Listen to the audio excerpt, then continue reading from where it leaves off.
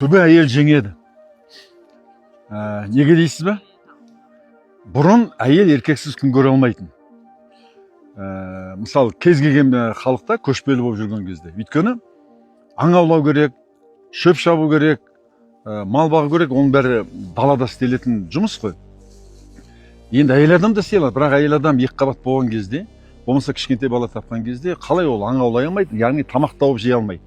Сондықтан әйелдің күні еркекке көбінесе тәуелді болды. Содан кейін еркек үйде қожайын болды. Ал енді қазір әйел еркексіз сәнге күн көре алады. Еркек әйелсіз күн көре алмайды. Өйткені қазір жұмыс теңесті, қара күшпен жұмыс істемейді. Әйелдер барып кез келген жұмысты істеп, баласын егер жаңа босанса, балабақшаға береді, болмаса бір күтуші жалдайды, екінің бірі. Сонан кейін қазір ажырасу көп неткенде бала анасымен кетіп қалады. Іштен шыққан анасы. Сондықтан еркектің заманы осымен бітті. Өйткені еркек әйелге тәуелді болады. Ана бұрын бір өлең бар ғой. Бала тілді алмайды беттен алып, келін тілді алмайды қақшан қағып, кемпірім де соларға қосылып ап, отырмын ғой мінекей жалғыз қалып деп шалт жылапты.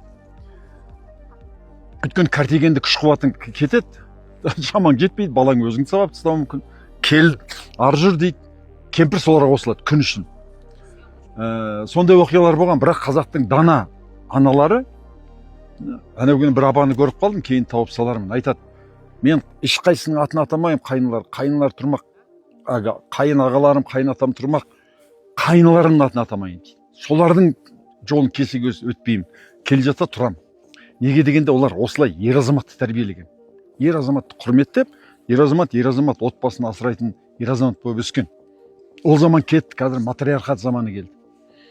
Енді ажырасқан кезде бала анасымен кетіп қалады, әйел кәртейген кезде баласы бағады әрине, қызы болсын, ұлы болсын. Ал еркек соқабас жалғыз қалғаннан кейін не болады?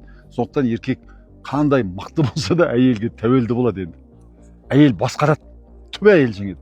Европада сол. Сондықтан Европада гейлер көп. Еркектің еркектік қасиеті ғана. Қазақтың әйелдері, аналар осыны түсінсе, қоғам іріп шірімейтін десе, еркекті жоғары қойып отыр керек. Еркектің бетінен алмау керек.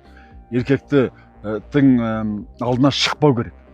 Сол кезде еркектің кішкене өзіне өзі сенімі болады да, ол отбасын асырайтын, отбасын қорғайтын ер азамат болып өседі. Отбасында аналарымыз сондай еркек балалар тәрбиелеген.